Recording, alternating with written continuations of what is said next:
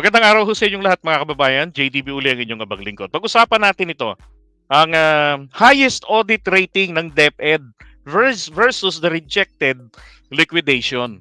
Okay?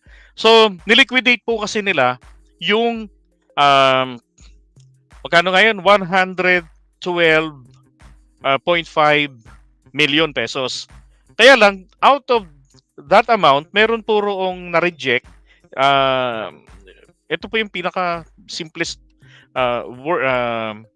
word or term, yung rejected liquidation report, doon sa tinatawag nilang notice of disallowance. Hindi ho ba yung 15 million na disallow yon ng COA?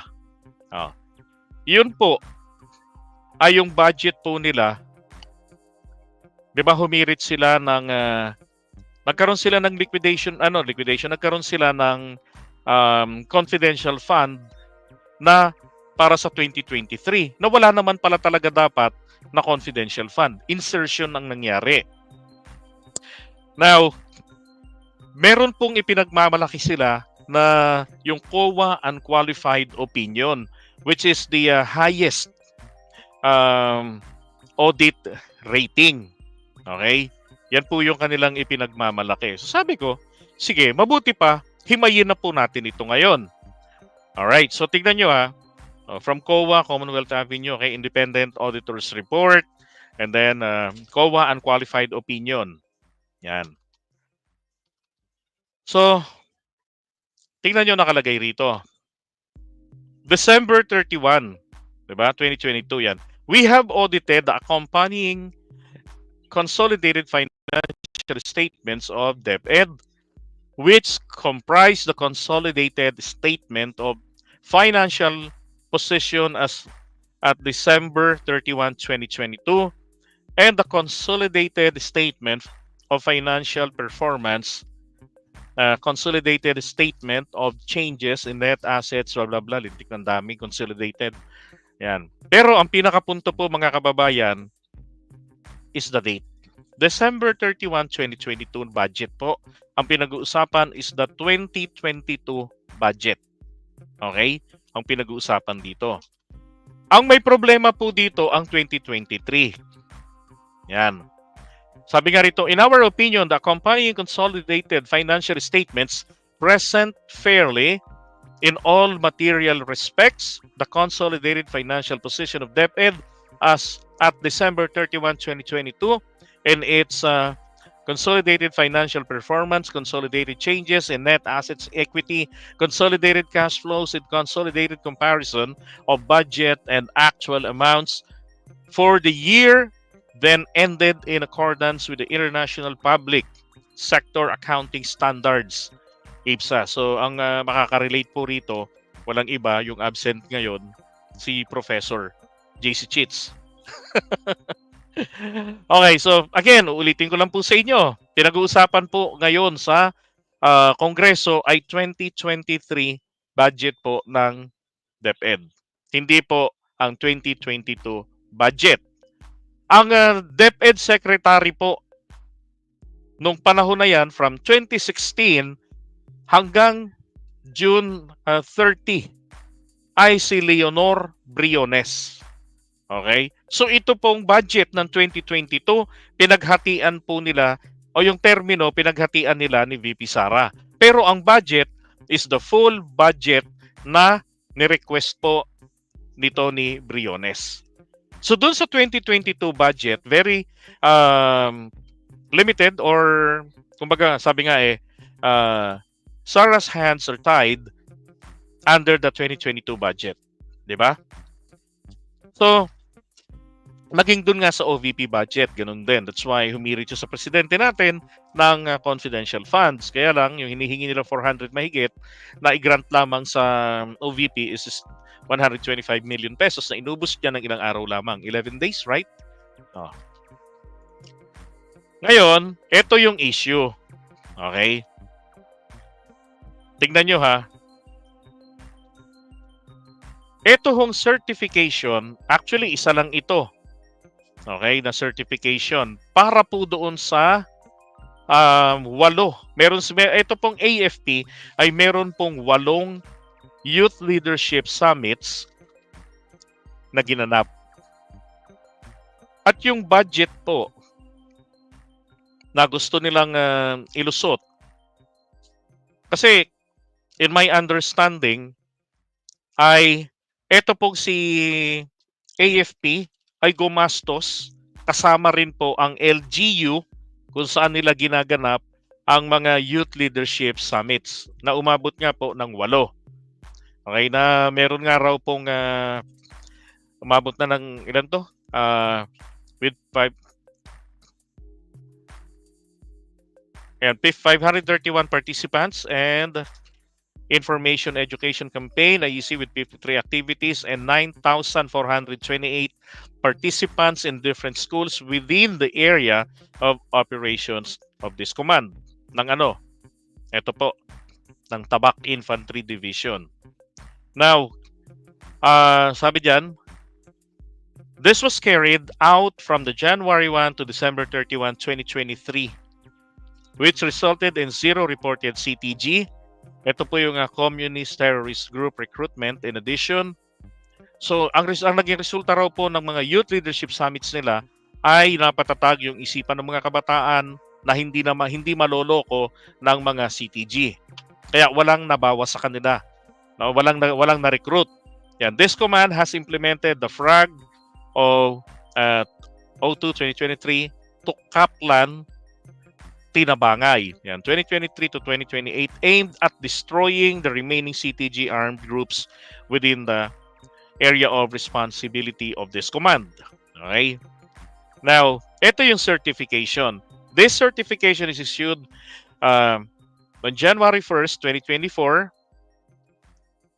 Okay, so ang ginawa nila ngayon dito ng DepEd na humingi sila nito, pero ang ginawa po ng DepEd rito, ito po ay ginamit nila sa kanilang liquidation report.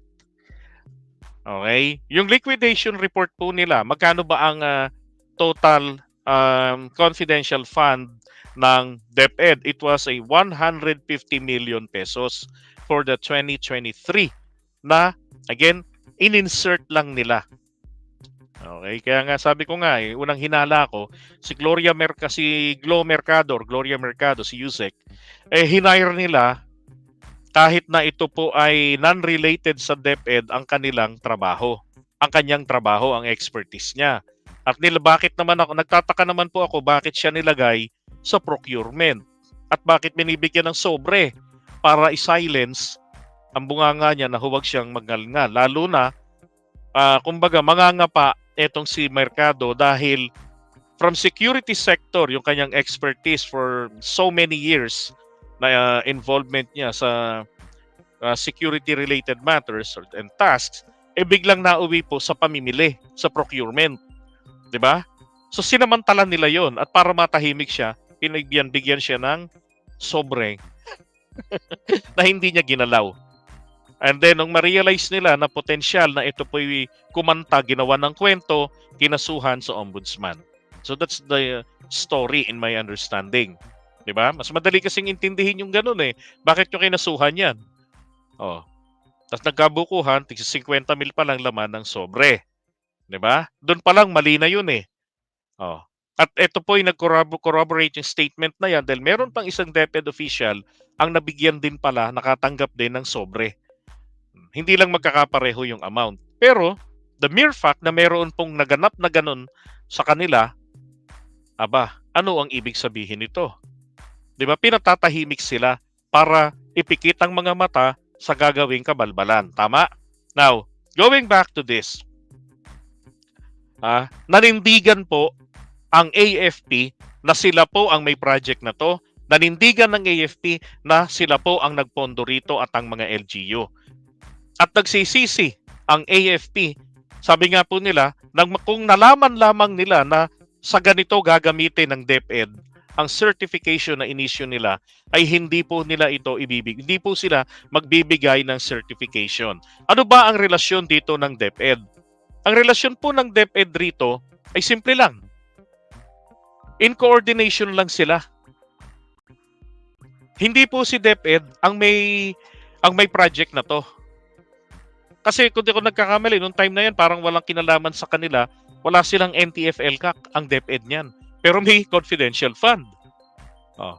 Tapos sabi ni Sara sa kanyang paliwanag dun sa press con niya, ay yung pera na yan, dahil tinanong siya ang sabi niya, yung perang yan, kaya nga mali rin si Coco Pimentel na hindi raw tinanong. Tinanong siya, si Sara. Ang sagot ni Sara, yung perang yan, we're talking about the 15 million something na disallow. Ito daw po ay ginamit in support, okay? Para maging consistent sa sinasabi ng AFP na hindi nagda-download o ibig sabihin nagbababa ng pondo rito sa proyektong ito ang DepEd. Pero coordinated ito sa DepEd. Bakit? Siyempre mga estudyante. 'Di ba? Mga kabataan, estudyante. Sabi ni VP ay yung pondo, yung pera ginastos nila sa pagbabayad ng mga informants. At naging resulta raw nito ay walang napahamak. Okay, nandun na tayo. I agree. Consistent po ito sa guidelines ng paggamit ng confidential fund. Ang tanong, meron ba silang pruweba? Meron ba silang vouchers? Meron ba silang acknowledgement receipt na nandun ang pangalan ng taong binayaran, yung informants? Nandun ba yung phone number or anything na makakatulong po sa magbe-verify na totoo ba?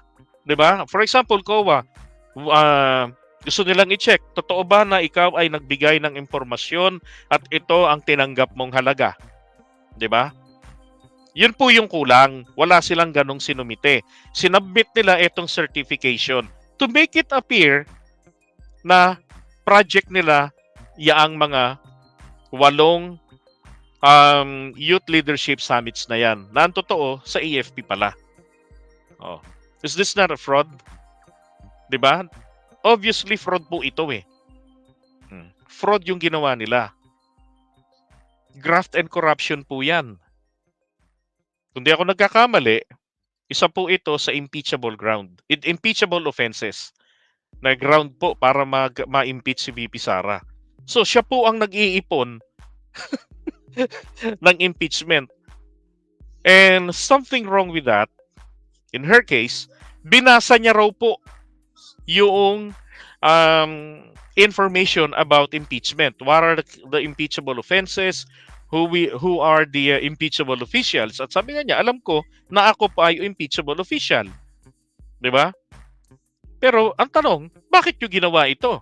Now, kung wala po siyang kinalaman dito, kung ang may kinalaman dito ay ang mga tauhan niya, bakit hindi niya harapin ang Committee on Good Government at sabihin, wala akong alam dyan, pinapirma lang ako ng mga buang, ipapatay ko yung mga yan. 'Di ba? As simple as that. Ituro mo kung sino may kagagawan. Sabi mo, nagtiwala ako sa kanila. Hindi ko akalain ganitong kabulastugan ginawa nila. Matagal ko na silang kasama. Mas madali pong tanggapin yun, mas madali hong paniwalaan yun Kasi kung ako man siguro ang maging DepEd Secretary, 'di ba, na isang abogado, hindi ako abogado wala akong kaalam-alam diyan, 'di ba? Tapos bibigyan niyo ako ng mga papel para asikasuhin ito. Aba, naklang putya, kaya nga ako kumuha ng mga USEC, ng mga ASEC para kayo umayos ng mga iba't ibang bahagi ng trabaho natin. And then yung mga documentation, trabaho niya yan. My job is simply to lead the agency. And then, pirmahan yung mga dapat pirmahan related sa mga ginastos natin. Na naniniwala ako na pinirmahan ko yan, kasi tatapos ninyo with all your honesty. 'Di ba? Ngayon, kung meron doon na mga nag-bullshit sa kanya, dapat niyang kasuhan. Bakit hindi po niya ginagawa yan? Rather, iniinsulto niya ang Kamara de Representante na co-equal branch nila. Sara is part of the executive department, pero walang mandato. Spare tire kasi. 'Di ba? At kung talagang para makatulong sa presidente, bakit hindi niya ipaliwanag yan? Na meron pong gumawa ng fraud sa DepEd at hindi ho ako yun. And I'm here to lead the agency. Yun ang mandatong binigay sa akin ng Pangulo. At yun ang ginagampanan ko. Hindi ko nabantayan ng maigi dahil hindi ako expert Wala akong expertise dito sa or background kasi sa sektor na to. Pero kakasuhan ko yung mga mabubuking na may kasalanan nito. Napakadali pa nun eh. 'Di ba? Yun ang pinakamadaling paraan ng paglilinis ng pangalan. At yun ay kapanipaniwala. Pero hindi yung gano'n na tutulan ko ng ulo si BBM. So, eto, balikan lang natin ito. Sinasabi po nila ngayon dito, si ano raw po, VP Sara or yung DepEd ay nakakuha raw ng pinakamataas na audit rating.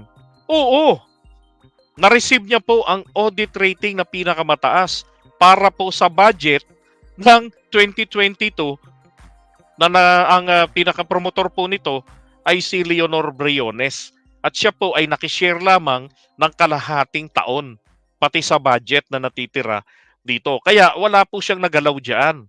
At ang ginalaw nila hindi po budget din ng DepEd ng 2023. Nag-insert sila ng 150 million confidential funds.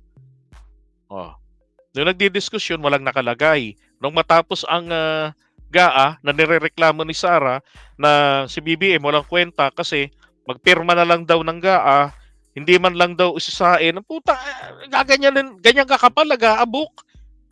Buong gobyerno yan, andyan yung budget. Iisa-isahin mo. Sus Mariosep, tapos sinabmit sa iyo, bukas yata, expiration na. Automatic magiging batas na yan pag hindi mo pinirmahan. Di ba? So, wala hong panahon ng presidente magpirma. Aasa rin po ang presidente sa inyong honesty na wala kayong insertion, mga tapuwag kayo. Eto na booking, meron. Merong insertion silang ginawa at eto pa. Saan nila dinala po yung pera, yung 15 million? Yun ang dapat nilang ipaliwanag dito. Hindi yung mga DDS, ibabato ninyo yan na pang-rebattle sa akin, my goodness. Para kayong para tayong nagkarera eh. Ang usapan natin, ang finish line natin, Luneta, magsisimula tayo ng Dolomite Sand. Kaya lang, ako tumakbo ko papuntang Luneta, kayo naman tumakbo kayo papuntang Taft Avenue. Ang layo ng ginagamit ninyo. 2023 budget ang may problema, 2022 yung inyong binabalandra. Kung malinis po talaga ang inyong amo, bakit walang nakuhang ganito ng 2023? Sige nga, na-issue ito December 31, 2022. Bakit walang ganito ng December 31, 2023? 'Di ba? Kayo talaga. Hindi talaga kayo nag-iisip ng malalim. Puro kayo kapirake-piranggot lang. Alright? So, I hope maliwanag na. Gaano sila kasablay dyan? Ay, nako.